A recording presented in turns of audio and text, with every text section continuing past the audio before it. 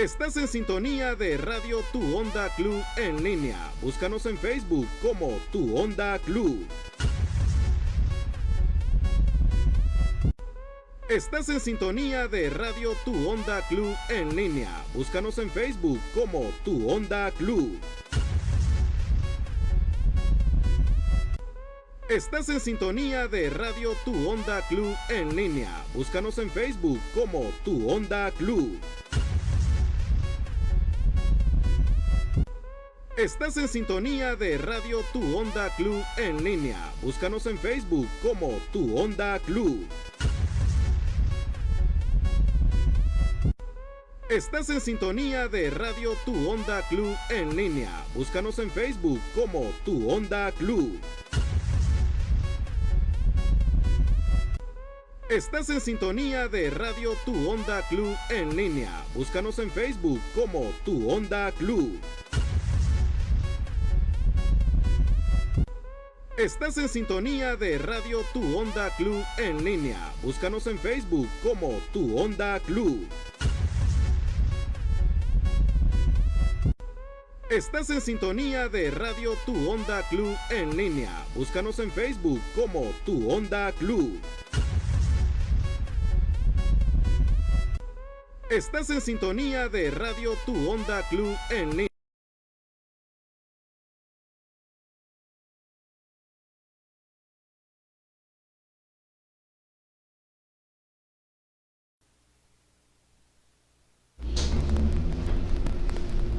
Muy buenos días, este es Tu Onda Club, 12 de enero del año 2024 y como te lo puedo explicar a nuestra gran audiencia cómo pasan los días y estamos a las vísperas de dos eventos muy importantes en El Salvador. Este 16 de enero de este año vamos a celebrar un año más de los acuerdos de paz, donde se puso fin a un conflicto armado de 12 años que dejó miles de víctimas, tanto se derramó sangre, pero después se ponen de acuerdo, ha hecho Coatepec, México, y llegan al final de un conflicto armado. Después nos viene, como podemos decir, los efectos colaterales de ese conflicto, una frágil democracia que para muchos analistas políticos y para muchos salvadoreños, pues ya en El Salvador esa democracia no existe. Hoy vamos a hablar de esos temas también con nuestros invitados. Esta mañana me acompaña en cabina Juan Carlos Villalta, candidato a diputado por el partido Vamos, que lo voy a presentar. Y también en minutos nos va a acompañar Rosy Romero, candidata a diputada por el Departamento de La Paz, casilla número 1. Pero en este momento le doy la bienvenida. Bienvenido, Juan Carlos Villalta, a Tu Onda Club. Muchas gracias, Víctor, por la invitación a este importante espacio. Qué bueno compartir con usted y amigo y amiga que nos ve, que nos escucha a través de las diferentes redes sociales. Buenos días. Y una de las preguntas más importantes no la voy a hacer yo, sino que usted va a decir su currículum. ¿Quién es Juan Carlos Villalta y por qué decide incorporarse a la política en El Salvador en momentos muy difíciles? Así es, momentos difíciles en los que estamos. Bueno, como ya lo ha mencionado Víctor, mi nombre es Juan Carlos Villalta, candidato a diputado por el departamento de San Salvador en la casilla 2 por el partido Vamos. Yo soy abogado, notario, tengo estudios de una maestría en políticas públicas, también me he desempeñado en diferentes cargos en algunas instituciones del Estado, lo que me permite conocer bastante, pues de alguna manera significativa, la administración pública. También tengo conocimiento en diferentes áreas como la gestión documental, acceso a la información pública. Por ser abogado también conozco la técnica legislativa y todos estos conocimientos me han permitido también optar por participar en estas elecciones. No obstante, comentarles, yo también vengo de una organización de la sociedad civil que desde el año 2016 estuvimos trabajando en temas relativos a la transparencia y anticorrupción.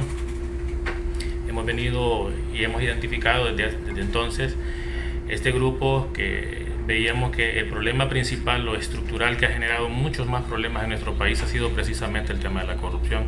Y ese es uno de mis compromisos. El por qué yo estoy metido y estoy participando en el proceso electoral es precisamente una de las razones es por eso. porque estoy convencido que debemos luchar en contra del modelo histórico, ideológico y cultural de corrupción y de impunidad que ha imperado en nuestro país desde hace muchos años, desde hace muchas décadas, y que ya es tiempo que luchemos para que se cierren los portillos a la corrupción, para que permita el desarrollo real. Juan Carlos, como abogado de la República, tengo un librito que para nosotros los salvadoreños es muy importante, es la Constitución de la República. Para muchos y para mí personal, no hay un respeto en este momento sobre la Constitución política de la República de El Salvador. El actual funcionario inquilino a la presidencia viola toda la Constitución de la República. Ustedes como abogados, ¿qué interpretación le puede dar a esto? Es lamentable que el Estado de Derecho está siendo lacerado en nuestro país actualmente. La Constitución de la República ya establece que existen prohibiciones para que una persona que haya funcionado como presidente de la República realice un segundo mandato. Está claramente definido en la Constitución. Pero el actual gobierno, como tiene la capacidad y tiene la incidencia en todas las instituciones del Estado, le permite que los legitimen de esa manera, jurídicamente al menos, para que puedan participar. Sí. El Tribunal Supremo Electoral, que debería ser la instancia llamada a evitar este tipo de conductas, lo ha permitido. Pero esto es producto de la incidencia que se tiene desde la presidencia con las diferentes instituciones del Estado. Hace poco, hace una semana aproximadamente, el ministro de Seguridad hablaba que cuando la nueva asamblea entró, quien había puesto al nuevo fiscal y a los magistrados de la Sala de lo Constitucional era precisamente el presidente de la República. No es la asamblea simplemente sirvió de instrumento. Entonces, él lo dijo tal cual en una entrevista de Telecorporación Salvadoreña. Esto es una vulneración al Estado de Derecho. En palabras muy sencillas, y lo podemos buscar en Google. ¿Qué es Estado de Derecho? Simplemente es el respeto a las leyes y que se cumplan las leyes, tanto de parte de los ciudadanos, pero sobre todo de las instituciones del Estado, de los funcionarios, del presidente, de los diputados, etc. Pero eso no está sucediendo. La reelección es inconstitucional, no obstante está legitimado jurídicamente y va a participar. Acá lo único que nos queda es llamarle a la reflexión a la ciudadanía, a que analice si en realidad una persona que está violentando el Estado de Derecho, que está violentando la Constitución, se merece ser reelegida nuevamente. Juan Carlos, al participar los partidos de oposición, de eso que el nombre que se le da en El Salvador, jurídicamente estaríamos, al participar ustedes en estas elecciones, como avalando esta inconstitucionalidad. No podemos decir que lo estemos avalando. Existe un proceso electoral en el cual el derecho para participar está establecido y podemos participar. Acá quien tenía que abstraerse de participar era precisamente la persona que está violentando. Pero lo voy a interrumpir, pero lo permite un Tribunal Supremo Electoral a sabiendas de esta Constitución, que es inconstitucional, lo permiten, los partidos participan a pesar que compiten con todo en contra y con una aplanadora económica de este gobierno. Prácticamente todos los recursos del Estado están en este momento en función a la campaña electoral de... Es que no podíamos quedarnos con brazos cruzados, esperando a ver qué pasaba. Hay candidatos a la presidencia que muy probablemente iban a servir para legitimar. Y si no participaban otros candidatos, y si no participábamos nosotros para competir por la Asamblea Legislativa o por los consejos municipales, estaríamos dejando todo servido para que se mantuviera siempre el poder inclinado hacia un lado. Pero con esta participación nuestra existe la posibilidad de mitigarlo. Y quiero comentarles, en el territorio la gente nos dice que quiere cambios. La gente, para comenzar, en el tema de las municipalidades, porque yo he andado en varios municipios del departamento de San Salvador, casi todos los he visitado, y la mayoría, el 95% de las personas quieren cambio, tanto en la Asamblea Legislativa como en los municipios, sobre todo. Entonces, si dejábamos nosotros que solamente participaran el bloque del oficialismo y sus aliados, entonces íbamos a estar expuestos a que se mantuviera de esa manera. Por lo menos ahora, aún con las deficiencias, con todos los limitantes que tenemos económicas, etcétera, estamos participando, aún inclusive muchas personas con miedo por todo lo que está pasando, porque el control institucional está de un lado. Una de las preguntas más importantes que nos hacemos, y le voy a hacer una: ¿quién paga su campaña? ¿Mi campaña? Sí. Yo soy abogado litigante, y en lo que puedo, bueno, es complicado porque estoy haciendo un escrito, estoy haciendo un documento, certificaciones de copias, etcétera, y con lo que voy ganando, pues vamos pagando los costos del mantenimiento de nuestro hogar y también de lo poco que podemos hacer. Mi campaña es muy modesta. ¿Quién paga la campaña del gobierno? Bueno, ahorita la campaña del gobierno, por lo que podemos ver en los medios de comunicación, muchos de los spots son de la presidencia y son institucionales. Por lo tanto, si es así, lo estamos pagando nosotros, nuestros impuestos en general. Pero en el caso mío en particular, le decía, me he restringido únicamente a una campaña en las redes sociales y a visitar el territorio. Andamos casa por casa, andamos visitando varios lugares, varias comunidades, colonias, y hemos definido un par de estrategias. Y esas son las que estamos implementando para hablar con la gente, pero sobre todo dedicarle tiempo de calidad a las personas para explicarles, primero, para escuchar cuáles son cómo piensan ellos, cómo ven la situación, y también para plantearles nuestras propuestas. Y como decía hace un momento, mucha gente está anuente y nos recibe muy bien y quiere cambio. ¿Qué es el cambio que más le pide la gente en los territorios? Nosotros como medio de comunicación visitamos comunidades en lo largo del Gran San Salvador, visitamos mercados, visitamos los departamentos, sí. No solo municipios, y la gran mayoría de municipios, colonias emblemáticas, están en total abandono. A nosotros cuando visitamos como medios de comunicación nos dicen, miren, es que los funcionarios no visitan los territorios hasta que ya viene la campaña electoral. En un ejemplo, Valle del Sol, La Popa, hasta esta semana han dicho que van a reparar unos 100 metros de calle que dejó el Fovial, hace como 2 años. Y hoy llegan en campaña, las colonias siguen sucias, Soyapango, San Martín, Ilopango, la gran mayoría de los municipios de San Salvador tienen la misma característica. Sí. Y una de las cosas que nos dicen los funcionarios cuando los abordamos es que les hace falta el fondo FODES. Entonces prácticamente hay un total abandono de los funcionarios hacia los territorios. Correcto. De hecho, la pregunta es cuáles son las necesidades que más plantea la gente. Correcto. Precisamente esa es una de ellas. Por ejemplo, hay un barrio, no recuerdo bien el nombre, si es el barrio El Calvario en Pachimalco o el Rosario, no recuerdo muy bien ahorita porque lo visité hace como 2 meses, sí. Pero nos comentaban los habitantes de ese lugar que hay unas tuberías negras que están a punto de colapsar porque el río, una quebrada, pasa golpeando y las dejaron expuestas a ese lugar, las dejaron muy mal colocadas cuando las crearon. Pero la alcaldía no resuelve. Y justamente el problema, lo que dicen es que como no hay fondos, porque el FODES les fue sustraído prácticamente, no pueden resolver. De hecho, una de mis propuestas fundamentales va orientada precisamente en eso. Si queremos desarrollo local, si queremos que los municipios en verdad tengan una independencia financiera, debemos regresar el FODES y preparar a las alcaldías, a las municipalidades para que desarrollen proyectos de desarrollo social y que en lo local se desarrollen las personas para que al haber más ingresos, si logramos que se mejore la economía en lo local, entonces habría más ingresos y hasta entonces lograríamos decir que las municipalidades tendrían autonomía financiera y podríamos extraer el FODES nuevamente. Sí. Por lo tanto, hoy por hoy, el FODES debe regresar, claro, debe regresar distribuido de manera diferente porque hay lugares como por ejemplo Antiguo Cucatlán o San Salvador que muy probablemente no lo necesiten, pero hay otro montón de lugares como Panchimalco, Rosario Mora, El Paisnal y otros más que sí lo necesitan. Por lo tanto, debe volver y la justificación que se planteó de que porque los alcaldes robaban,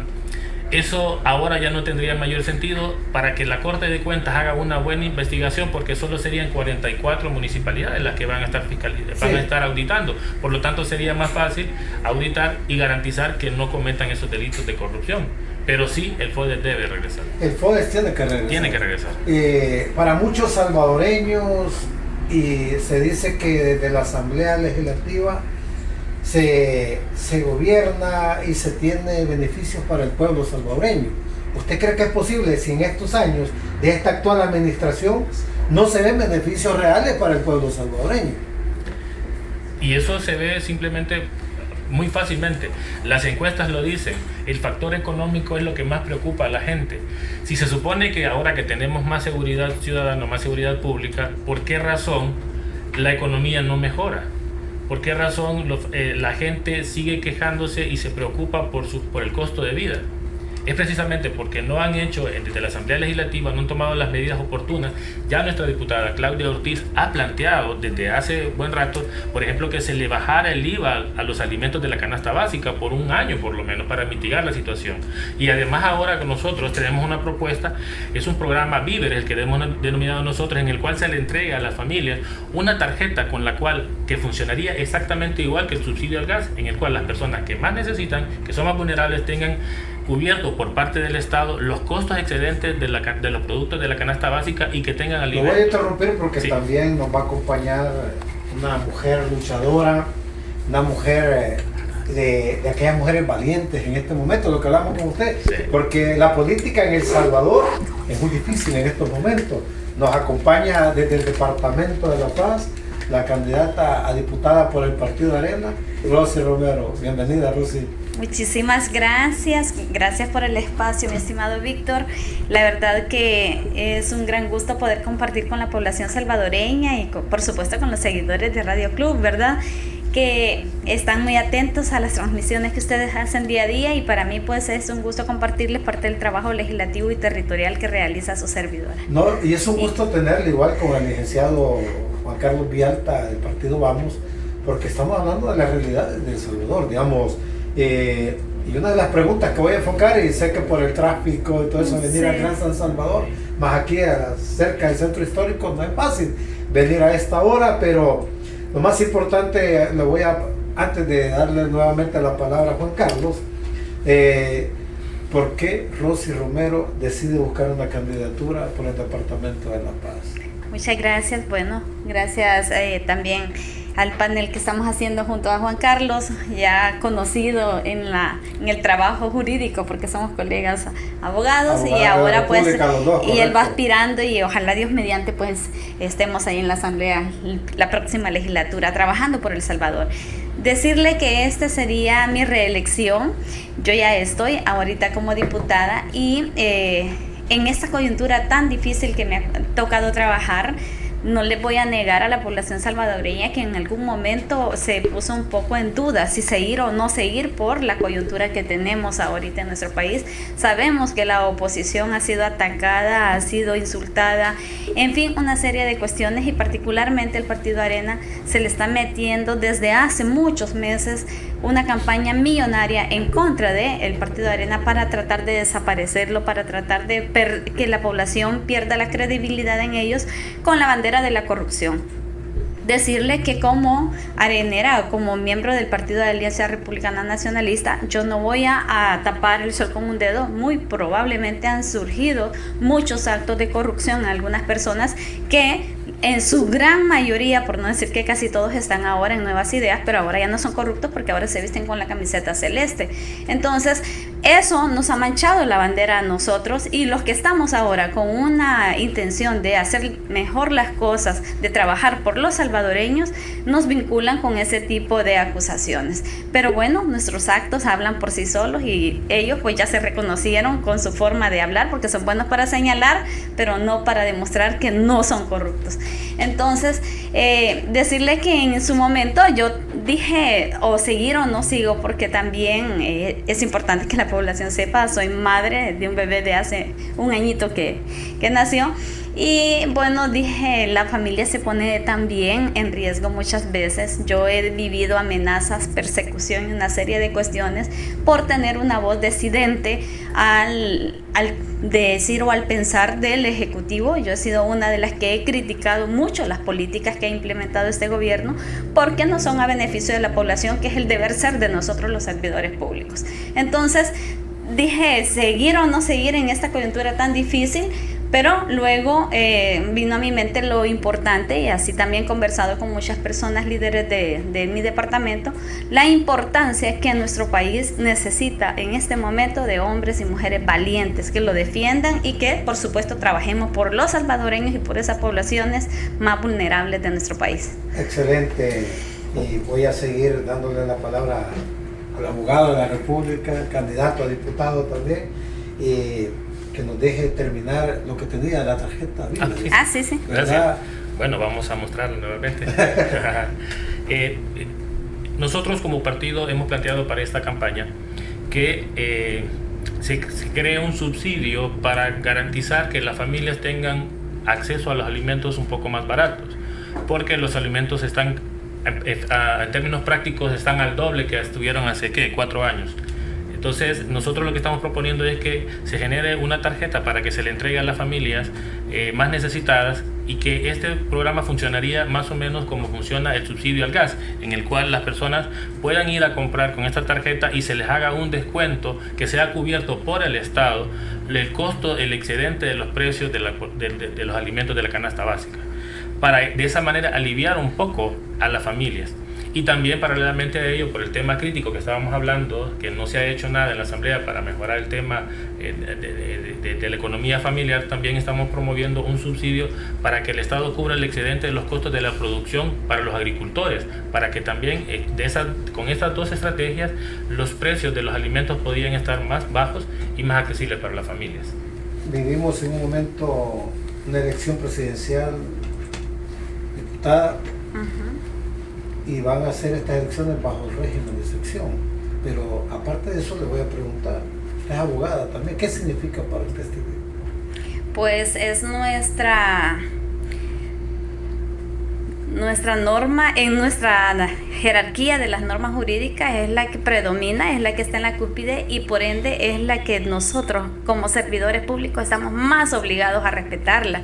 Y en la actualidad, como usted dice, estamos en vísperas de una elección presidencial enmarcada dentro de la ilegalidad que conlleva la reelección del presidente, porque la misma Constitución, no solo en un artículo, no solo en 2 ni 3, sino que en 7 u 8 artículos lo establece de manera clara, que no es permitida la reelección.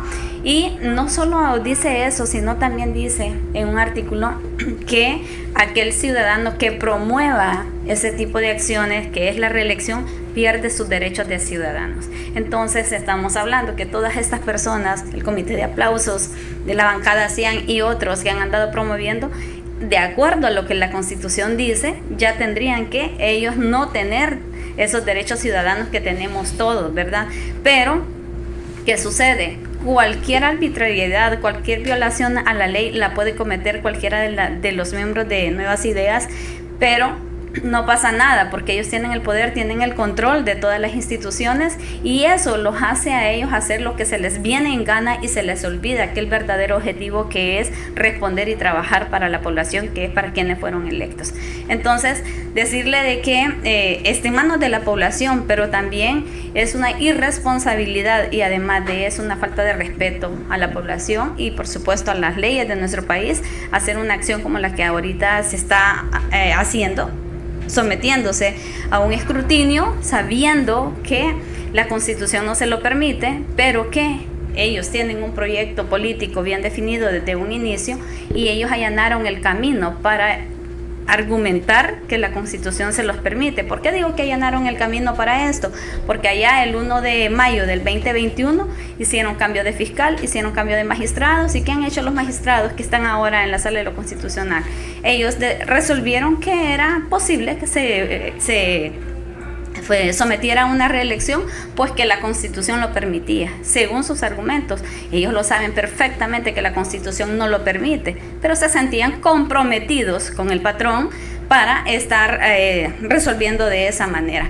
El tiempo los juzgará a cada uno de los irresponsables que estamos en este momento en ese compromiso, o más bien con esa obligación de respetar las leyes. Y si alguien, como el primer mandatario o el que ocupa la primera magistratura en nuestro país, el presidente, está violentando la Constitución, que es el más obligado como servidor público, al igual que nosotros, en el caso mío como servidora pública, la está violentando, ¿qué ejemplo está mandando al resto de la población? ¿Con qué solvencia moral puede decir a alguien o puede exigir a alguien que no cometa errores o que no actúe de acuerdo a lo que las leyes mandan si él está dando un mal ejemplo? Entonces, eso tiene que tomar en cuenta mucho la población salvadoreña, de que ¿a qué se debe? ¿Cuál es la ambición de estar en el poder?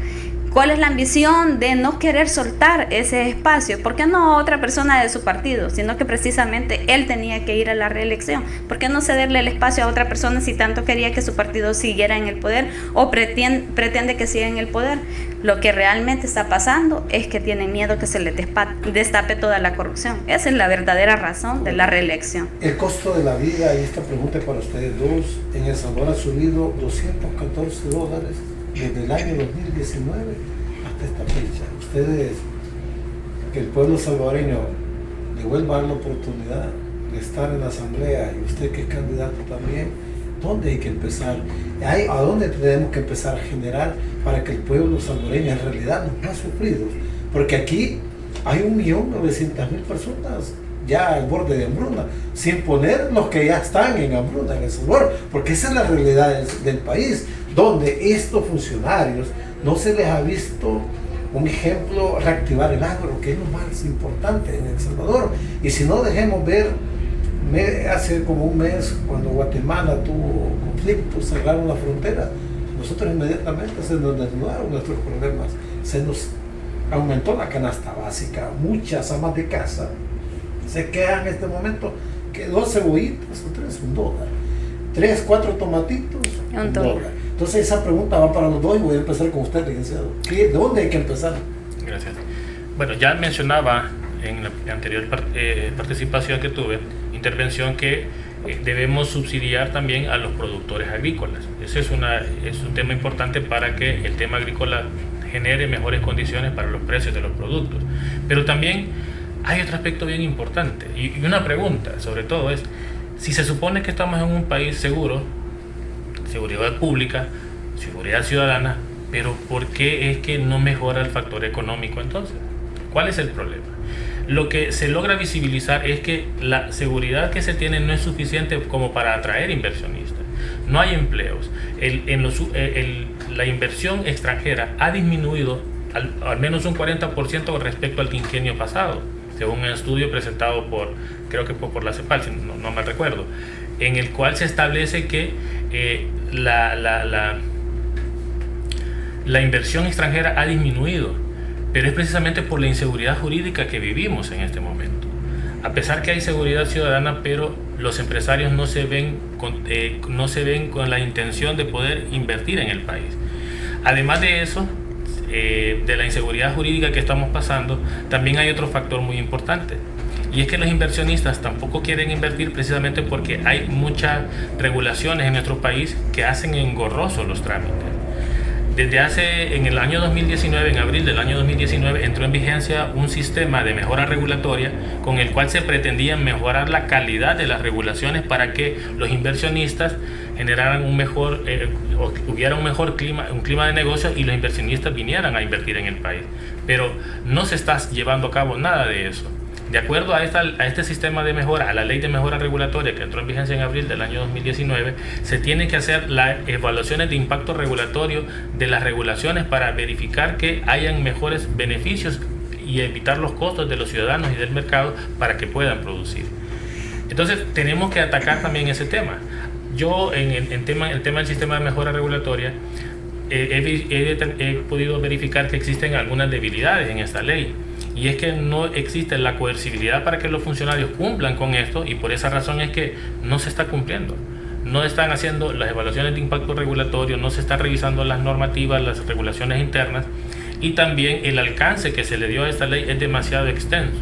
Debe ser restringido únicamente a las áreas que competen a la productividad, como el tema aduanero, el Ministerio de Vivienda, Comercio, Economía, etcétera. Esas instituciones, agricultura también, medio ambiente, que son las dependencias del Estado, que van a ayudar a que, si son más ágiles los trámites, va a ser más fácil la inversión para entonces generar mayor productividad y fuentes de empleo. Si no se generan empleos, no va a haber posibilidad de que mejore la situación. En concreto, la inseguridad jurídica está no solamente porque tenemos un régimen de excepción que está vulnerando los derechos humanos, sino que también está porque no se están respetando los debidos procesos, no se están haciendo tampoco, y por ejemplo, a los médicos, han destituido médicos simplemente porque en las redes sociales se ha quejado la gente y los han despedido. Tiene más peso las redes sociales que las leyes, que el debido proceso. Esa inseguridad jurídica, aunado a ello también que las instituciones que deben procurar mejor inversión del extranjero no se están haciendo porque el sistema de mejora regulatoria no está funcionando también. Correcto. Diputada. La verdad que es un tema muy importante. A veces hablamos de que, más que todo, el oficialismo se ha dedicado a hablar solo del tema de seguridad, y es que el tema de seguridad es un aspecto muy importante en la sociedad, pero no es suficiente enfocarse solo en eso, porque la población puede estar muy segura, pero si no tiene que comer no está bien. La población puede estar muy segura, pero si no tiene donde recurrir a un hospital donde puedan darle medicina y que sea bien atendida, entonces no está bien las políticas públicas implementadas de parte del gobierno. Yo no estoy diciendo que el tema de seguridad no sea importante, porque son buenos para tergiversar la información, o cuando uno dice algo al respecto, para ellos ver de dónde sacan raja política. Entonces yo no estoy diciendo que no es bueno, estoy diciendo que sí es bueno el tema de seguridad, pero que también hay un aspecto importante que no se debe de descuidar, y es la parte económica. Y en nuestro país ya hay estudios donde dicen que hay muchísimas familias en nuestro país, en las zonas rurales, que ya no comen los 3 tiempos de comida. Perdón que le interrumpo, y usted viene de un departamento muy del interior del país. Y aparte agrícola también. Es correcto. Y yo he tenido la oportunidad de hablar con muchas cooperativas, muchos agricultores independientes, que ellos se quejan de la falta de apoyo que han tenido de parte del gobierno en respecto a su rubro, ¿verdad? Que es el tema de la agricultura. Y lamento porque en el tema de la Asamblea Legislativa se han aprobado una serie de préstamos, una serie de millones de dinero y otros arreglos que se han hecho en la Asamblea. Perdón, y cuando habla de préstamo, usted como diputada, cuando ve que préstamo tras préstamo, pero el pueblo salvadoreño no ve ese dinero, no ve lo que a eso quiero llegar. Ajá. Cuando le digo otros arreglos, es que han habido reasignaciones presupuestarias. Le quitan a una institución, por ejemplo, hace un par de meses, le quitaron al Ministerio de Educación para trasladarlo a un fondo del Estado, que con qué finalidad nadie lo justifica, nadie sabe, porque además el salvadoreño no puede acceder al sistema de información ciudadana, que el acceso a información que debe de tener, tiene derecho y debe de tener esa información, porque ahora todas las instituciones tienen reserva de información por 7 años, entonces no se puede saber qué se está haciendo ese dinero. Pero lo que le decía hace un momento, en el tema de los agricultores, han habido 4 ministros diferentes, y los 4 ministros de ese ministerio encargado de atender a los agricultores han llevado ya aparece en el Perú y cambia el presidente. Sí, han llevado ellos un programa que para ellos es el programa insignia, que es con el que van a rescatar la agricultura y que van a hacer una maravilla con su administración, pero ya pasaron 4 y los agricultores siguen quejándose que no han tenido el apoyo. Al contrario, hoy en día tenemos el gran problema que los productos de la canasta básica se han incrementado por lo mismo de la mala implementación de políticas en nuestro país. Que no digan que es un problema de Ucrania y de Rusia, si cada país implementa sus propias políticas. Entonces, el punto es que ahorita los productos de la canasta básica están altos, pero más adelante es muy probable, primero Dios no sea así, pero es muy probable que haya escasez de alimentos, porque los agricultores no han producido, no han sembrado todo lo que antes podían sembrar debido, uno, a los precios altos en el tema de abonos e insecticidas. Dos, porque también con esa ley que ellos, Nuevas Ideas y sus aliados aprobaron, que es la ley del agua, también en el sistema de riego se les están cobrando una cantidad exagerada, porque esa ley así lo establece. Entonces ellos han decidido mejor ya no sembrar ni frijol, ni arroz, ni maíz, ni caña, sino que yo, por ejemplo, en el departamento he podido ver que muchos cañicultores que sembraban grandes porciones de terreno de caña, ahora los están lotificando, porque sienten ellos que quizás es mucho más factible hacer ese negocio y tiene más ganancia hoy en día que dedicarse al rubro de la agricultura o cañicultura, dado que no cuentan con ese apoyo de parte del Ejecutivo, que no hay políticas de apoyo para este sector y porque no se les facilitan las cosas para poder aparte, ellos continuar. Los insumos para la agricultura están carísimos. Eso me refería. Que por agricultores se quejan, aparte se quejan de las pérdidas millonarias que tuvieron este invierno pasado por el cambio climático que nos afecta, pero no se vio que medio ambiente, que este gobierno impulsaran minimizar el cambio climático. Este año se nos ve más difícil en el cambio climático, no solo en lo económico, sino que es muy difícil desarrollo. Pero se ve actualmente de esta actual Asamblea Legislativa, que es la gran mayoría de Nuevas Ideas, no se ve el beneficio del pueblo. Pero digo, ¿dónde está ese dinero? Todo ese dinero los préstamos, ¿dónde está? Porque incluso, yo, perdón que le interrumpa, diputada, hablábamos con el licenciado Juan Carlos antes que usted se incorporara, que usted visita los municipios, mucho, el Gran San Salvador, Ilopango, San Martín, Apopa, las calles en mal estado, siguen embasuradas. Entonces, ¿dónde está ese dinero? Si los alcaldes, cuando usted los aborde, dicen que mira, nos quitaron el poder, entonces, ¿dónde está ese dinero? Es correcto, esa es la pregunta que nos hacemos como salvadoreños, y ese tema económico es tan preocupante. Nosotros hemos visto desde la Asamblea Legislativa también cómo se ha designado dinero a diferentes ministerios. Al Ministerio de Economía se ha designado para otros ministerios, e incluso para Bandesal se designó una muy buena cantidad de dinero para reactivar la economía, para apoyar a los micros, pequeños, medianos empresarios. ¿Y qué es lo que dicen ahora los empresarios? O los micros, los pequeños o los medianos, que ellos no han tenido el apoyo que se vendía, que se iba a tener, o que es lo que se esperaba a raíz de esos préstamos que se aprobaron en la Asamblea, y que lo que han tenido es un incremento y un acoso de parte del Ministerio de Hacienda e incluso del Ministerio de Trabajo, cobrándoles mucho más impuestos y haciéndoles una serie de auditorías, como acosando el trabajo de ellos, la tranquilidad y el desarrollo de sus labores. Entonces, todo eso afecta al desarrollo, por supuesto, productivo de nuestro país, pero también hay otro aspecto importante, que es la falta de independencia de poderes. Eso genera inseguridad jurídica. Y alguien dirá, cualquier otro ciudadano dirá, pero ¿y a mí qué me interesa el tema de la independencia de poderes o la inseguridad jurídica? Pero sí es muy importante, porque eso es lo que da la base para que los inversionistas puedan venir a El Salvador y vengan a establecerse con sus empresas, y así puedan generar más oportunidades de empleo. Pero ¿qué está pasando? La gente le da miedo venir por la inestabilidad que hay en nuestro país.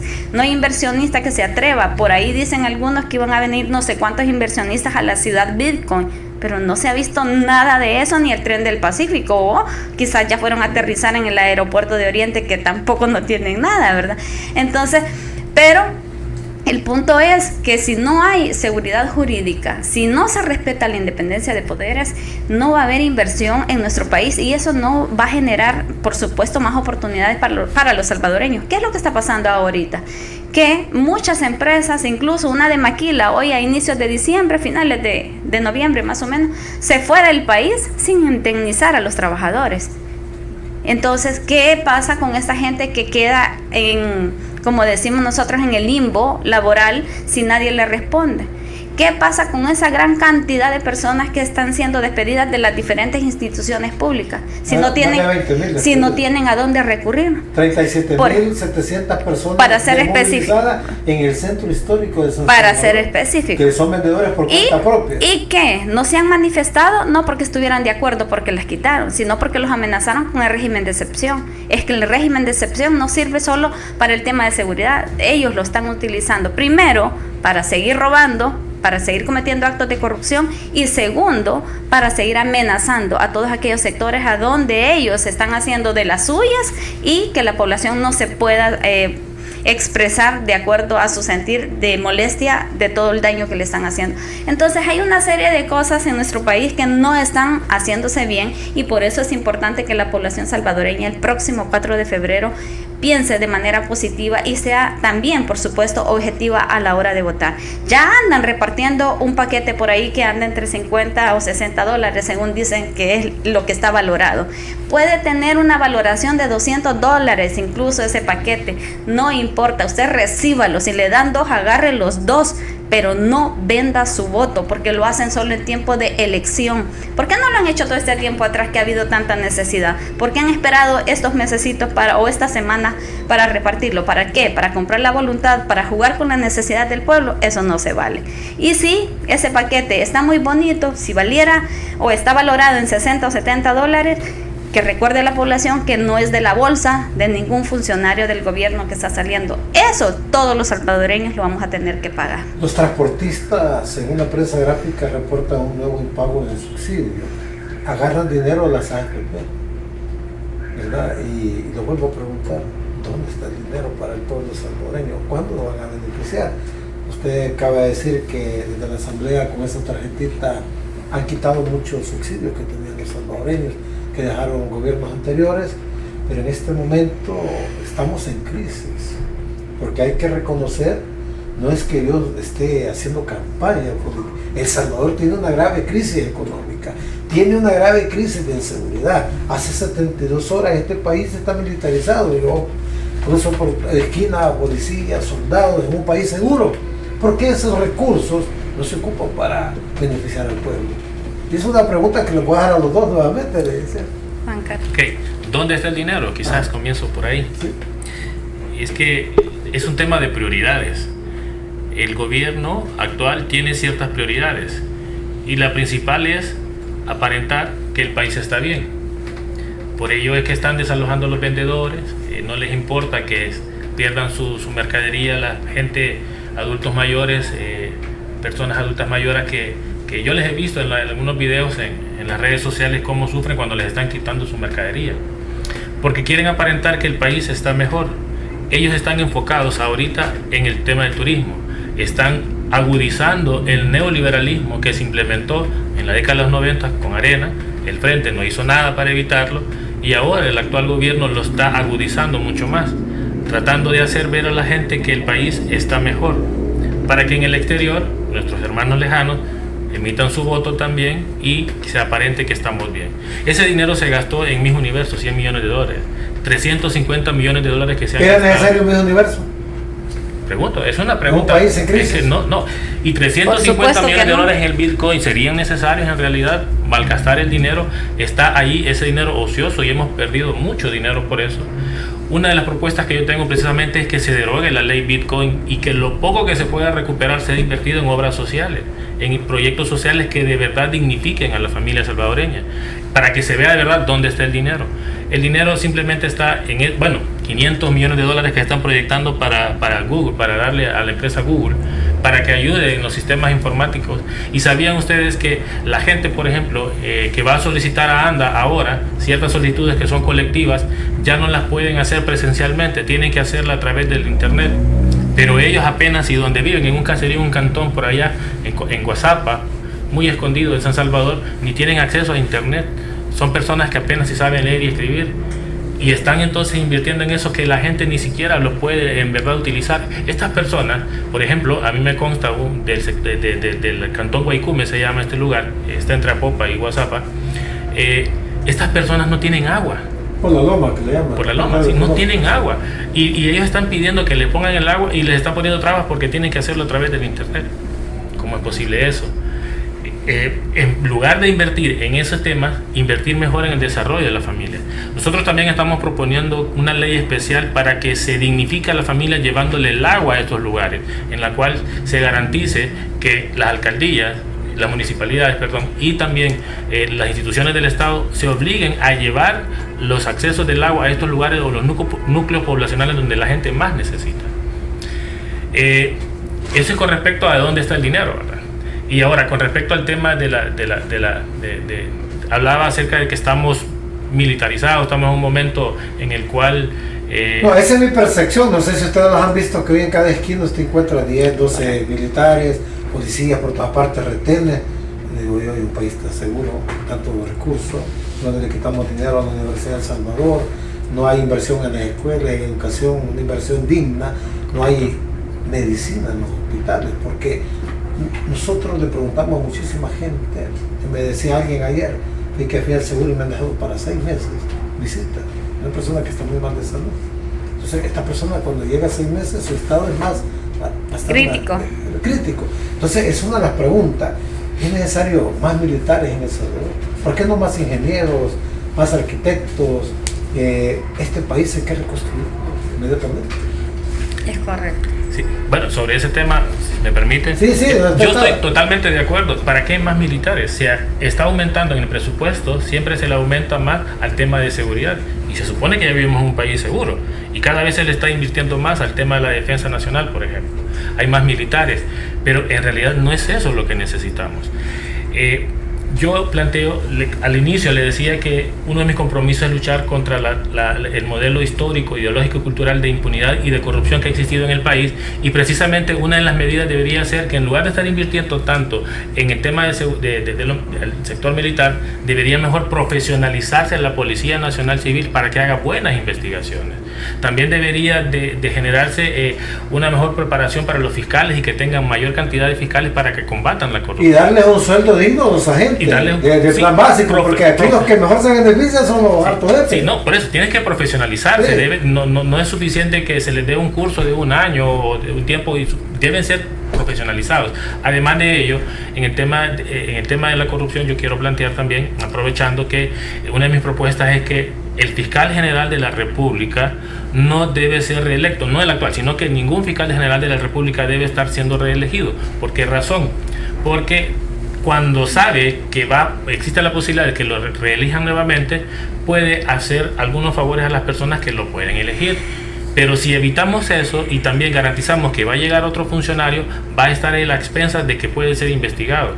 De esa manera tendríamos un mejor control en la Fiscalía General de la República para que haga un mejor trabajo. Eso podría servir para la lucha contra la corrupción, entre otros elementos más. Bueno, nosotros hemos visto en nuestro país, en esta administración de gobierno, que a ellos lo que les interesa es vender imagen, que a través del marketing político, porque son muy expertos en eso, y vender una imagen muy alejada a la realidad del país. En el tema del régimen de excepción, como bien lo dice, esa es una figura jurídica o un instrumento jurídico que se debe de ocupar de manera excepcional, no permanentemente. No podemos vivir en régimen de excepción todo el tiempo en nuestro país.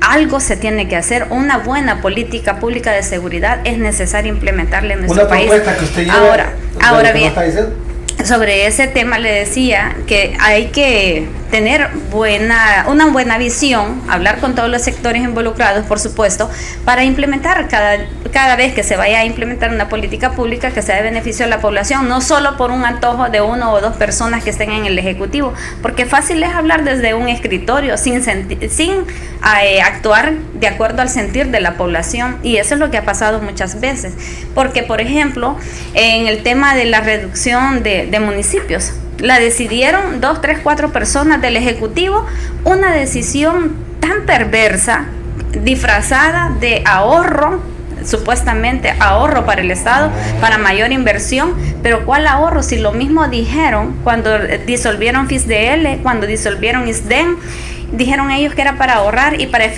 volver INSAFOR para ahorrar, dijeron, recursos y para ser más eficientes en el apoyo a la población. ¿Y qué es lo que la población ha percibido de esto? Nada, no sabemos dónde está ese dinero. El Ministerio de Desarrollo ni siquiera un plan de trabajo tiene, o sea, brilla por su ausencia. La ministra anda allá en el planeta no sé qué, hablando cualquier otra cosa, pero nada que sea a favor de la población salvadoreña o la verdadera razón de ser del Ministerio de Desarrollo. Pero le decía, el tema de reducción de municipios es un tema que ellos no lo quieren tocar y que les molesta que uno les diga, esto va a traer desempleo, y se lo vuelvo a decir una vez más, esto a partir del 1 de mayo de este año va a dar tristeza más en nuestro país, en el sentido que la cantidad o la tasa de gente o de la población desempleada va a incrementar significativamente. ¿Por qué razón? Porque la gran mayoría de las alcaldías van a ser despedidos. Los empleados de esas alcaldías van a ser despedidos. Las alcaldías van a quedar con un personal tan reducido, y muy probablemente las personas que queden van a ser las personas afines nada más de ese partido que gane ese conglomerado de municipios. Entonces, ¿qué pasa con todas estas personas que a lo mejor ya son adultas mayores, personas que tienen enfermedades crónicas, personas que a lo mejor tienen hipotecada su casa, que tienen deudas y van a quedar sin empleo y nadie les va a responder? Porque ellos pueden ir a la Procuraduría. Ya no van a ir a vender al centro histórico como no lo dejan. Tampoco, no pueden. No pueden ir a la Procu a pedir auxilio, que les ayuden por su destitución, porque la Procuraduría, el Ministerio de Trabajo y todas las instituciones a las que pueden recurrir los trabajadores están actuando de acuerdo a lo que el gobierno les ordena. Entonces sí, viene un año súper difícil. Aparte de eso, ya traen un plan muy mal intencionado para los salvadoreños, que lo van a implementar después de las elecciones, porque pasado el 4 de febrero al Ejecutivo no le importa otra elección. Ya si el 3 de febrero él gana o no gana alcaldías, eso es lo de menos. A él lo que le interesa para seguir tapando la corrupción y seguir haciendo de lo que a ellos les conviene, haciendo sus agostos, es ganar el Ejecutivo y ganar el Legislativo. Pero la población creo que ya vio, la población es muy inteligente y sabe que no es bueno darle la mayoría a quien tiene el Ejecutivo. Es necesario generar el equilibrio en la Asamblea Legislativa para el bien de los salvadoreños. Rosy Romero, mujer valiente, dicen algunos, como Marlene Funes, Anabel Belloso, que son las que han estado enfrentándose a ese poder. ¿Tiene temor?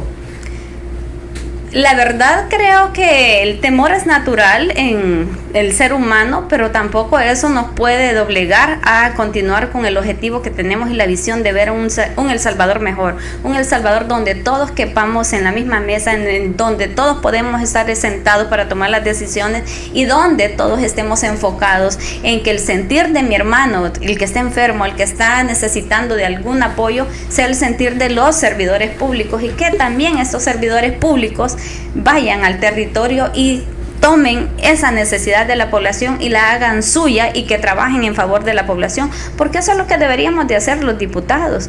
Pero ¿qué es lo que está pasando en la Asamblea Legislativa? Ahí ni siquiera los de la bancada Cian y sus aliados ni siquiera leen los decretos que les mandan o los documentos que les mandan. ¿Usted que está ahí no los lee? Les mandan de casa presidencial. No, porque es muestra de ello es que muchas veces intervienen con cosas alejadísimas a lo que se está discutiendo. Solo en el tema de acusaciones infundadas, por supuesto, que es el guión que han traído desde el inicio de la legislatura. Entonces, ¿qué es lo que hacen ellos? Nada más apretar el botón, agachar la cabeza y decir sí al patrón a todo lo que él les ordena, más allá si eso es a favor o en contra de la población. ¿Ustedes no tienen acceso a nada de documentación cuando a ellos les llega? No tenemos nosotros acceso a ninguna pieza de correspondencia que viene del Ejecutivo. Somos nosotros los que nos rebuscamos ya a la hora llegada pidiendo que nos regalen una copia, y en el momento que se va a discutir. Que le den a ustedes, por supuesto, es que el deber del quehacer político o del trabajo legislativo o de la creación de las leyes es que entra una pieza y esta pieza pasa a la comisión respectiva, y ahí donde están todos los partidos representados o deberían de estar. Digo deberían porque nosotros como Arena no tenemos representación en varias comisiones hoy en día. Entonces, cuando pasan a las comisiones, ahí se debe de estudiar y llamar a las personas involucradas de acuerdo a la materia que se está tocando. Pero ¿qué pasa ahora? Entra una petición del Ejecutivo y en cuestión de minutos ya está aprobada, tanto así que la ley Bitcoin, que es una ley que ha traído tanto daño a los salvadoreños, digo tanto daño. Ver, esos diputados están ganando sin hacer nada. Es correcto, sin hacer nada. Le decía yo hace un momento, la ley Bitcoin la aprobaron en cuestión de minutos.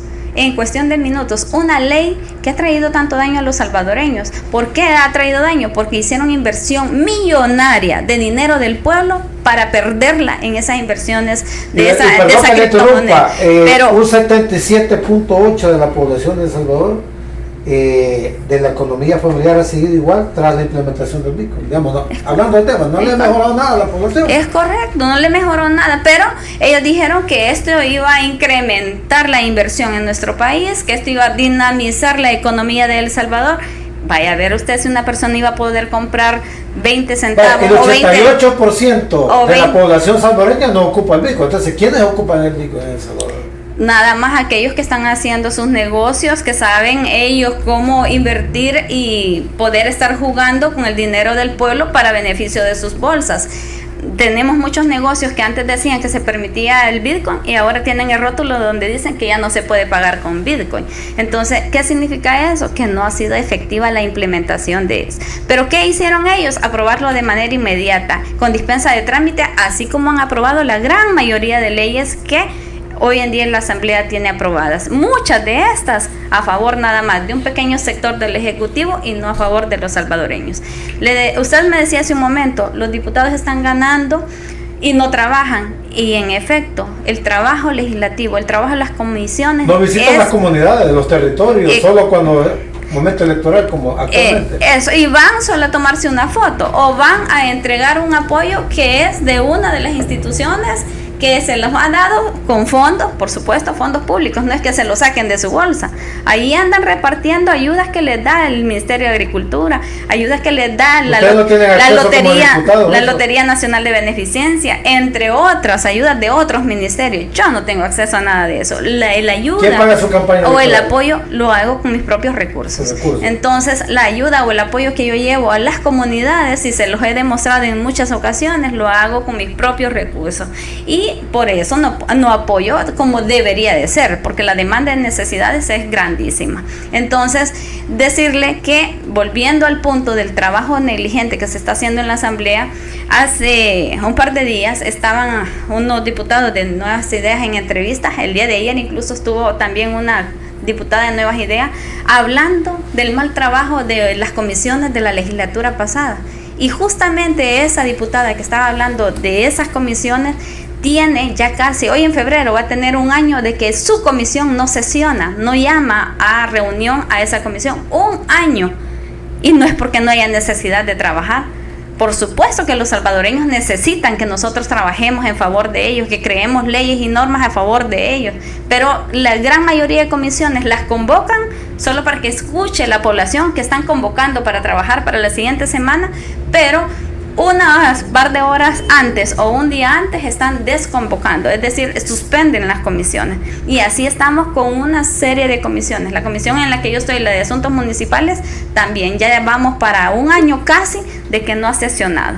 Entonces, desde que se redujeron los municipios hasta ahí llegó, de ahí llegamos a un par de ahí llegamos a un par de reuniones, pero nada más para leer actas y para hacer cosas triviales. De hecho, el tema de la reducción de municipios, que es un tema meramente municipal, no se vio en la Comisión de Asuntos Municipales, sino que se vio en la Comisión Política, estratégicamente, porque como ahí había más control de manejar eso, entonces lo hicieron de esa manera. Más de 300,000 personas han sido detenidas el año anterior en la frontera sur de los Estados Unidos. La gente se sigue marchando. ¿Cómo podemos detener un proyecto que lleve de ley vamos para evitar la migración? Yo voy al primer indicador, crear empleo en El Salvador. Pero ustedes, sí, es que definitivamente para evitar que la gente se vaya del país, que migre, es necesario mejorar las condiciones en el país.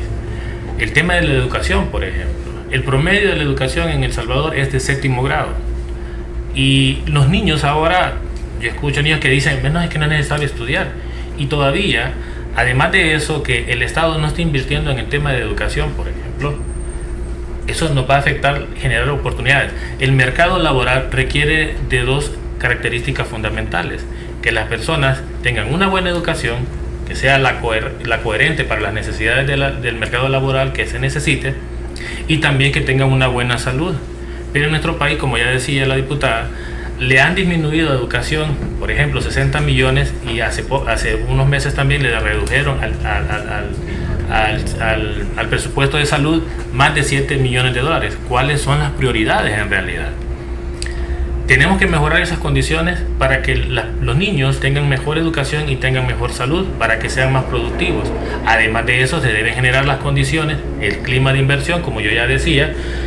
Primero, el tema de seguridad jurídica es necesario para que haya inversionistas, pero también cumplir las leyes. Es que no cuesta nada cumplir la ley. Ya hay un sistema que costó por muchos años, ese fue un análisis de por lo menos 8 años que se estuvo realizando por el gobierno de El Salvador con el apoyo de Estados Unidos, para crear el sistema de mejora regulatoria. Y la apuesta era que hubiera un mejor clima de negocios, para que hubiera más empleo. Pero es al contrario, está disminuyendo. Si no atacamos esos problemas, si no mejoramos las condiciones de seguridad jurídica y también de que los trámites sean menos engorrosos, la gente no va a querer invertir. A lo que nos estamos quedando es a poner una tiendita, y es lo que las encuestas dicen, que se ha percibido alguna mejoría en el tema económico en algún aspecto, es precisamente, o en el tema de percepción, es porque han logrado abrir algunas tienditas en algunos lugares, o por ejemplo en algunos lugares que antes no se podía desplazar las personas porque habían de otros grupos terroristas y que no podían llegar, ahora sí pueden hacer. Esa percepción es la que tiene la gente, pero hasta ahí nada más. El régimen de excepción debe trascender, porque si bien es cierto, ha mejorado el tema de seguridad pública, pero está generando muchos problemas para el desarrollo económico de nuestro país. El régimen de excepción tiene que trascender a una política pública. El régimen de excepción, junto con las acciones que el gobierno y los diputados han tenido, constituyen una política criminal represiva, exclusivamente represiva. Pero nosotros debemos generar una política criminal que sea represiva, punitiva, pero también preventiva. Eso es lo que no están viendo. En mi caso particular, yo quiero, dentro de mis propuestas para la campaña, está un pliego de propuestas que son unas alternativas al régimen de excepción, porque eso ya tiene que trascender. No podemos vivir, como ya decía la diputada, tanto tiempo en un régimen de excepción. Eso debió durar 1 mes o 2 meses. Pero me gustaría hablar un poquito, si tenemos tiempo, un poco acerca a qué me estoy refiriendo con esto. El régimen de excepción, si bien es cierto, ha significado aspectos positivos, como lo que acabo de mencionar, y que hay una percepción y que también temporalmente hay una tranquilidad de la seguridad pública de las personas. Pero el punto es, ¿será sostenible esto? ¿Por cuánto tiempo va a ser sostenible? Eso es lo primero. Segundo, el régimen de excepción ha significado muchas injusticias y mucha impunidad. Injusticia porque las personas que están siendo detenidas, que han sido detenidas por el régimen de excepción actualmente, en su mayoría, casi el 100%, son por agrupaciones ilícitas. Eso significa que una vez hayan cumplido la detención por el delito de agrupaciones ilícitas, van a tener que salir. Sea el presidente que esté, sea la asamblea que esté, van a salir. ¿En cuánto tiempo? Eso va a depender de otros factores. Porque si bien es cierto, la asamblea han modificado la penalidad, la pena, la elevaron de 5 y 9 años hasta de 20 a 30 años para las agrupaciones ilícitas, pero de acuerdo al principio de legalidad que establece nuestra Constitución de la República y el proceso penal, las penas que se le van a imponer a estas personas tendrán que ser las que cometieron al momento de que cometieron el delito. Pero porque la ley no es retroactiva. No es retroactiva, pero los han agarrado y los quieren procesar en cantidades grandes, y cómo los jueces van a poder individualizar quién cometió el delito y cuál delito cometió. Eso y esas inconsistencias son las que han motivado que la Asamblea Legislativa haya hecho una prórroga, una suspensión en la detención provisional, que antes era de 2 años, para llegar a la audiencia de sentencia, donde se va a determinar si son culpables o inocentes, pero se está prorrogando 2 años más.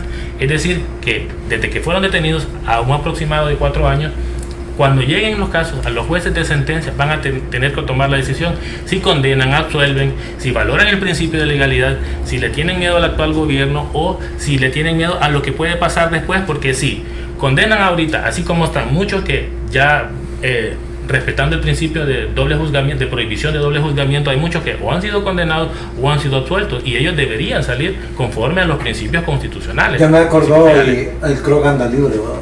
El Kroc anda libre, entonces que lo liberó, ¿verdad? Y hay 20.000 pero hay mucha gente, muchos recibiendo inocentes. Sí, y esa es la otra injusticia que está no pasando. le dan medicina.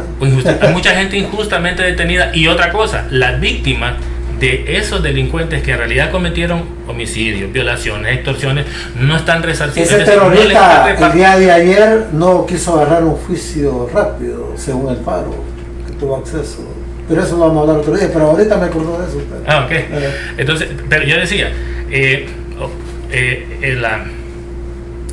el otro aspecto de la impunidad que se está imperando ahorita es que las víctimas de esos delitos, de los criminales que en realidad cometieron homicidios, que cometieron violaciones, extorsiones, robos, etcétera, no están recibiendo ningún resarcimiento o una reparación del daño recibido. ¿Por qué? Porque solo están siendo procesados por agrupaciones ilícitas. Entonces, en cualquier momento, no lo sabemos en qué momento, los jueces van a tener que determinar qué pena van a imponer, si la que decían cuando cometieron. Pero si hay justicia de verdad y tengan la voluntad de reconocer que han cometido graves errores en este régimen de excepción, para muchos, callar a la oposición, hay muchos sindicalistas detenidos, hay muchos líderes comunales detenidos que no compartían su pensamiento ideológico político, se han aprovechado. Víctor, lo que usted me está diciendo me trae a una reflexión. Cuando la asamblea entró, esta actual asamblea, y destituyeron a los magistrados de la Sala de lo Constitucional, nadie dijo nada, los jueces no se pronunciaron, ¿sí? Pero cuando se tocaron los gremios de abogados no dijeron nada. Pero cuando tocaron a los jueces, tienen un silencio. Ellos callaron. Tremendo. Pero cuando tocaron a los jueces, hasta una marcha hicieron los jueces. ¿Sí? ¿Se acuerdan? Sí. Participaron en una marcha. Sí. Pero nadie más dijo nada. Después tocaron a los sindicalistas, han despedido un montón de sindicalistas, han ido en contra del sindicalismo y nadie más ha dicho nada. Tienen miedo los sindicalistas. Lo que quiero decir es que cada vez se está vulnerando el Estado de Derecho y cada vez se afectan más los derechos de algunas personas. Primero los magistrados, después los jueces, los médicos, después los sindicalistas, después los vendedores, etcétera. Las personas que se están quitando sus tierras allá en el proyecto Subcity 2. Cuando las personas no se ven afectadas, no reaccionan. ¿Qué estamos esperando, amigos y amigas salvadoreñas que nos están viendo, que nos están escuchando, para reaccionar y entender que no tenemos que esperar hasta que nos afecten a todos en nuestras libertades constitucionales, en nuestras libertades, para que tomemos una acción? Ya es momento que reflexionemos. Y este 4 de febrero tenemos que pensar racionalmente y ver lo que en realidad está pasando y no esperar hasta que nos vean afectados nuestros derechos para que tomemos una mejor decisión. Esa reflexión quería hacer. Para ir cerrando nuestra entrevista, porque hablar con ustedes de estos temas tan importantes para la realidad, para el salvadoreño, para que termine de despertar, porque las luces LED solo en 20 cuadras del centro histórico duermen a la gente. Cuando usted ya sale del centro histórico, ahí por el barrio San Esteban, el barrio Lul, cae en la realidad. Ahí no llevan a los turistas. Cae en la realidad. y es que mire, lo que le decía hace un momento ellos son expertos en marketing político y a la población le venden una realidad muy alejada. Por el dedo, decía mi abuelita. Es correcto. Pero fíjese que ya la población ya no se está dejando de ya no. Y le digo porque a mí me encanta hacer territorio y puedo conocer de voz de las personas de diferentes comunidades que están muy informadas y están arrepentidas de la decisión que tomaron. Y ojalá se les respete el voto, porque yo siempre he dicho... ¿Confía en el Tribunal Supremo Electoral, diputada? Fíjense que sí, yo les doy el beneficio de la duda, a pesar que se han visto algunas cuestiones, pero es que también hay que ver lo perversos que son en el Ejecutivo. Nuevas Ideas ha sido tan malintencionado en todo su trabajo. Antes, hace un par de meses, crearon una ley, también aprobaron un decreto ellos, donde se le castigaba con pena de prisión a aquella persona que obstaculizara, prohibiera o entorpeciera un proceso de inscripción de un candidato, independientemente de qué espacio de elección popular fuera. Entonces, ¿qué es lo que estaba haciendo? Curándose en salud, que si un magistrado se opone rotundamente a la inscripción de esa candidatura de reelección, obviamente lo iban a llevar por entorpecer, porque ya hay una ley que los amparaba. O sea, son perversos en su trabajo. Entonces, hablábamos del tema de seguridad, y es que mire, el tema de seguridad es la carta de presentación del Ejecutivo, es lo único que le vende a la población, pero es una cuestión relativa, porque puede ser que alguien se sienta seguro, pero hay otro sector que la gente dice, no, yo no me siento segura por esto, y comienzan a dar detalles del por qué. Y es que es preocupante, nosotros lo hemos venido diciendo en reiteradas ocasiones, es muy probable, y ahora el CROP, ese famoso del que se habla mucho, de ese pandillero que por cierto es bastante inteligente el hombre, porque lo ha demostrado, él ya reiteró, ya dijo en la Corte de Nueva York lo que nosotros veníamos diciendo. Nosotros decíamos, ojalá esto no sea una tregua, ojalá esto no sea un pacto. ¿Por qué digo eso? Porque no es el detalle que no haya seguridad, claro que es importante y es la obligación que tiene el Ejecutivo de garantizar la tranquilidad y la paz social en un país, pero que en El Salvador particularmente. Pero ¿qué es lo que ha pasado? Si esto, tal como lo dijo el CROP allá en las Cortes de Nueva York, que esto es producto de una negociación, producto de compromisos que hubieron de parte del Ejecutivo para con estos líderes de las diferentes pandillas, entre esos compromisos había entrega de dinero, lo decía, donde se les daba también más espacio de manejo territorial, entre otras cosas, e incluso también dijo que muchos diputados de Nuevas Ideas de San Salvador son productos de las negociaciones con pandillas. Es por eso quizás que aprobaron también el voto en el exterior, disfrazado con la intención de que los salvadoreños puedan tener ese derecho de votar, que no es malo, que por supuesto yo estoy de acuerdo. Que ellos del 8% votado hasta este día. Que yo por supuesto estoy de acuerdo que los salvadoreños en el exterior puedan votar, pero que voten de manera razonable y objetiva. Ese voto en la diáspora. Es que a eso quiero llegar. ¿Será que el voto en el exterior se va a materializar en El Salvador como un fraude? ¿Será que para eso lo necesitaban? ¿O será que realmente se va a respetar la decisión de los salvadoreños en el exterior, de lo que ellos realmente han querido elegir o lo que han querido que en El Salvador se dé? Es la pregunta que tenemos, pero es que llama poderosamente la atención. Primero, no hay una institución, no hay una autoridad que esté auditando el tema de esa elección. Tienen un mes, desde el 6 de enero hasta el 4 de febrero, los que tienen dirección. ¿Ustedes los partidos no tienen acceso a verificar? Al menos a nosotros como Arena no nos han dado esa oportunidad de poder estar con esa vigilancia en los centros de votación, en los consulados, por ejemplo, o los diferentes centros de votación en el extranjero. Entonces le decía, si eso no se va a respetar, entonces muy probablemente acá se va a materializar como un fraude. ¿Y qué va a pasar? Por ejemplo, le decía, los que tienen dirección en sus documentos únicos de identidad o en sus pasaportes, tienen dirección de Estados Unidos, ellos tenían la posibilidad y tienen la posibilidad de votar desde el 6 de enero hasta el 4 de febrero, 28 días corridos, que pueden votar solamente por los diputados de San Salvador, no por ningún otro diputado de otro departamento, porque él o la ley lo pusieron nada más para los diputados de San Salvador todo este mes. Pero los salvadoreños, que es un menor número, que tienen dirección de acá, de El Salvador, en sus documentos, ya sea tuyo o pasaporte, ellos van a poder votar hasta el 4 de febrero por cualquier diputado, candidato a diputado, ya sea de San Salvador o del interior del país, de cualquier otro departamento. Pero ellos tienen que ir hasta el consulado, no lo van a hacer vía electrónica como lo están haciendo ahorita los que tienen. O sea, vean la mala intención hasta dónde llega. Ellos tienen que ir hasta el consulado para que vayan ellos a emitir su voto el propio 4 de febrero. Solo van a tener derecho un día. ¿Cuál es la prioridad? No tienen los mismos derechos tanto los que tienen dirección de acá de El Salvador en sus documentos pero residen en Estados Unidos, o los que tienen también dirección en sus documentos de allá de Estados Unidos. Yo pienso que los derechos son iguales, pues son hermanos en el extranjero y que nos están apoyando mucho económicamente a través de sus remesas acá a El Salvador. Entonces podría pasar, que yo tenga pasaporte, salga a Guatemala, voto allá y puedo regresar y voy a votar aquí. Entonces le decía, hay muchas dudas, hay muchas dudas en ese manejo, porque ahora ya también el tribunal recientemente quitó la otra seguridad que tenía, o un mecanismo más que había de seguridad en ese proceso, que es la identificación del rostro, la parte biométrica. Entonces, ¿qué nos garantiza a nosotros que no van a votar 2, 3 o más veces una sola persona. Si cuando entregaron los $300, que por cierto ya fue en época de elección, seguramente ya los van a entregar otra vez, ojalá sea más, que porque la población necesita dinero. Cuando entregaron aquellos $300, y alguien que le dieron 1000 fichas. ¿Se recuerda cuántas veces cobró un solo DUI? Un solo DUI cobró casi. Y usted, amigo salvadoreño, ya se acordó de eso. Ajá, que cobró más de 1000 veces un solo DUI, los $300. ¿Y el nombre de quién estaba sabiendo? Pero ¿a dónde está esa persona? ¿A dónde está esa persona? ¿Será que está allá junto con los detenidos injustamente y otros que sí son culpables? ¿Será que está detenido por ese cobro? No lo sabemos, ¿verdad? Hasta ahorita. Muy probablemente no. Al igual que no sabemos qué pasó con el diputado García, que lo desaforaron, pero no se sabe si lo procesaron o no lo procesaron, o ya está fuera del país también. O eso falta que salga el audio también de quién lo sacó.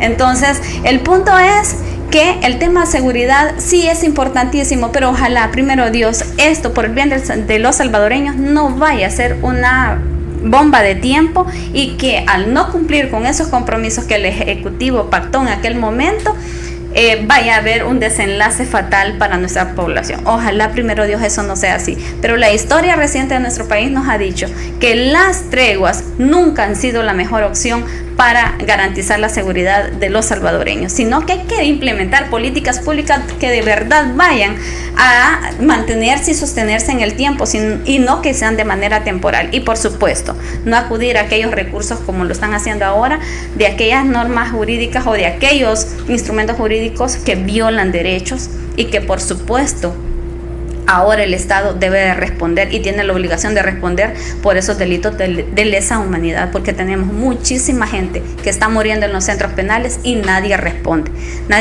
Hay casos dramáticos. ¿Y quiénes son los que están muriendo? Muchos de esos son personas que no deben nada y que cayeron por aquel decreto. Se habla hasta de fosas comunes. Exactamente. Hay una persona que murió, los familiares me contaban que llegaron a pagar el paquete de ellos porque iban a pagarlo cada 15 días y cuando llegan les dicen que no estaba, que esa persona había fallecido hacía un mes y les preguntan por qué no le habían informado y les dicen que porque no había mucho personal administrativo para atender ese tipo de situaciones y que por eso estaba en una fosa común, que ellos no sabían en cuál de las fosas comunes.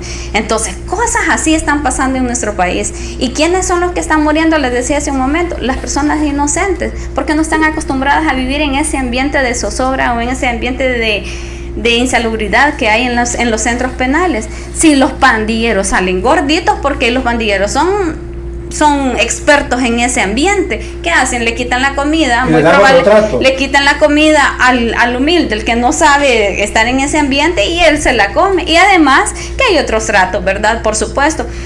Hay una pregunta importante que la población salvadoreña debe tener muy clara, y con esto concluyo, amigo, y perdón que me tome tanto tiempo, con esto concluyo.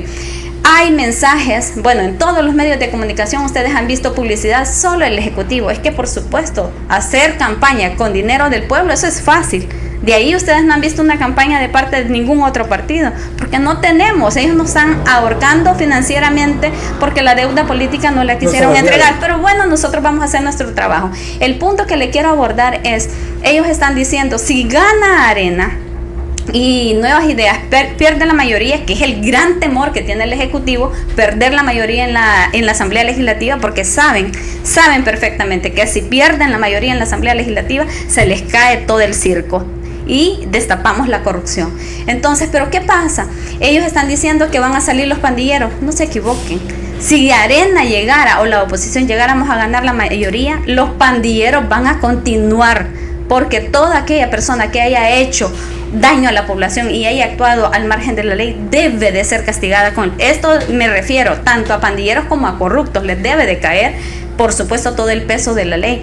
Y ellos hablan de que no, que es Arena que lo va a sacar. Pero ¿qué es lo que está pasando? Allá en el interior del país, yo conozco de voz de los salvadoreños que pandilleros ya están saliendo. Y lo más terrible, no están saliendo a través de un proceso, sino que están saliendo a través de una negociación bajo la mesa donde están pidiendo dinero. Y además hay personas que les han dicho que a partir del 10 de febrero, hasta fechas han dado, a partir del 10 de febrero van a comenzar a sacar pandilleros, por lo menos, eso es lo que le han dicho a personas que tienen familiares detenidos, que van a sacar entre 2.000 y 3.000 personas. Los van a culpar también a los de la oposición que porque anden pandilleros afuera. Es la pregunta. ¿Quiénes son los que realmente protegen a los pandilleros? ¿No son ellos, pues? ¿Quién protegió al CRUB? ¿Quién lo tenía en instalaciones de lujo viviendo aquí en El Salvador? ¿Quién lo sacó del país? ¿No fueron los del Ejecutivo? Pues ahí hay mensajes, ahí andan audios que son públicos. ¿Quiénes son los que protegen a los pandilleros? Es el Ejecutivo, no somos nosotros los de Arena. Entonces quiero que les quede claro que es una mentira, que es la peor de las estrategias que se han inventado, decir que si Arena llegara a ganar la mayoría o si la oposición ya llega a ganar la mayoría, van a salir los pandilleros a la calle. Eso es una cuestión que no es posible que se dé, y se lo puedo decir con mucha certeza, sino más bien es una estrategia de amenazar a la población salvadoreña y, por supuesto, de revictimizar a todas aquellas personas que fueron víctimas de la violencia, que yo lamento tristemente que también hayan sido parte de eso. Hemos podido ver muchos anuncios donde sacan a las personas que cuenten sus testimonios de vida de lo que vivieron producto de la delincuencia, solo para rating político. No, de verdad eso no se vale.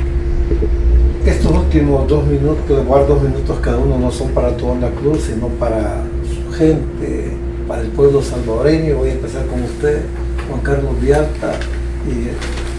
Muchas gracias. No pude terminar la propuesta que yo quería hacer, no hay el tiempo suficiente, la propuesta es muy extensa, pero quiero decir, con ustedes dos volver a muy pronto en estos días, hay tanto para hablar de tanto que hablar. Pero sí quiero decir algo muy claro. En el tema del régimen de excepción, la única opción que tenemos, la alternativa, es que los inocentes estén libres y que los criminales de verdad estén en la cárcel por el tiempo que en realidad merecen, no solo por un tiempo. Ese es mi compromiso. Generar una política pública que en realidad mantenga a los delincuentes fuera de las calles y a los inocentes en sus casas, trabajando. Ahora, habiendo dicho esto, pedirles al pueblo salvadoreño que reflexione sobre el tema del poder. Precisamente es lo que está en juego, lo que este gobierno y lo que los actuales políticos que dirigen la gobernabilidad y la gobernanza en nuestro país han estado manejando, es la permanencia en el poder. Yo quiero decir algo bien, porque todo el trabajo que han estado haciendo, su prioridad es básicamente mantenerse en el poder. Pero el éxito de la política y el éxito de un político se va a lograr solamente cuando se contribuya al bien común, aun cuando el que tiene el poder lo termine perdiendo. Es decir, que la persona que tiene el poder, pero logra mejorar las condiciones de vida de usted, y aún así se tiene que retirar, pues entonces tendrá éxito. Pero aquel que se aferra al poder y que quiere estar siempre en el poder, independientemente del nivel de vida que usted tenga, ese no va a tener éxito. Por lo tanto, le pido que reflexione el 4 de marzo y tome una sabia decisión. Valore a los políticos, quienes han actuado con ética, con valores, y defina mejor por quiénes optar. Juan Carlos Villalta le saluda, casilla 2, por el Partido Vamos del Departamento de San Salvador, y espero contar con su apoyo. Diputada. Bueno, yo de igual manera pedirle a la población que salga a votar, que no se dejen llevar por amenazas, como por ejemplo, usted no aparece en el padrón, si usted sale a votar por la oposición, le vamos a aplicar el régimen de excepción, porque todo eso se anda diciendo. Yo invitarle a la población que sea valiente. Esta elección va a ser histórica en el sentido que es muy probable que sea la última elección que vamos a vivir de manera democrática y en libertad. Si nosotros los salvadoreños, las personas buenas, las que queremos un mejor El Salvador, no agarramos esa valentía y ese valor de salir a defender a nuestro país hoy que tanto lo necesita, después no nos vayamos a lamentar cuando ya sea muy tarde. Y decirles que como Rosy Romero, mi compromiso es seguir trabajando por cada uno de ustedes y sus familias. Se los he demostrado, defendiéndolos a cada uno de ustedes desde la Asamblea Legislativa. No me han importado los problemas que haya tenido en el tema de amenazas, de persecución, porque mi compromiso es con la población salvadoreña, no con un pequeño grupo. Y eso es lo que les reitero, seguirlos defendiendo y por supuesto trabajar desde la Asamblea Legislativa por un mejor El Salvador, donde hayan más oportunidades y por supuesto donde los derechos de los salvadoreños se respeten. Concluyo diciéndoles que un voto por Rosy Romero es un voto por más oportunidades y por el respeto a los derechos humanos de cada uno de ustedes. Muchísimas gracias, licenciado Juan Carlos Villalta, habernos acompañado esta mañana. A la diputada Rosy Romero, un gusto tenerla. Gracias. Felicitarla, a una mujer valiente, se lo digo, en momentos difíciles en El Salvador. No es fácil hacer política, no es fácil hacer prensa en este momento tampoco, pero no nos van a callar. Como Tu Onda Club, una responsabilidad también hacia el pueblo salvadoreño, que sepa la realidad, que analice su voto, si estos hicieron algo por usted, pues usted sabe, ¿verdad? Vea nuestras colonias, nuestros territorios, vea la canasta básica, cómo lo tiene, y también saludar a una amiga que nos está pendiente de nuestra señal desde Buenos Aires, Argentina, Natalia Restrepo, de Al Jazeera.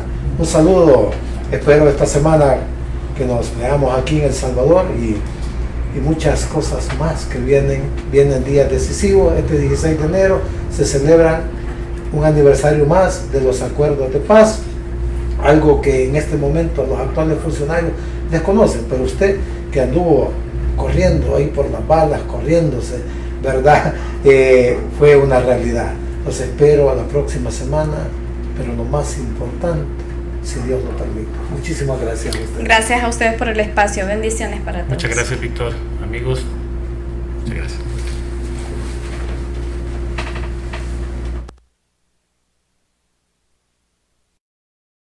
Sintonía de Radio Tu Onda Club en línea. Búscanos en Facebook como Tu Onda Club.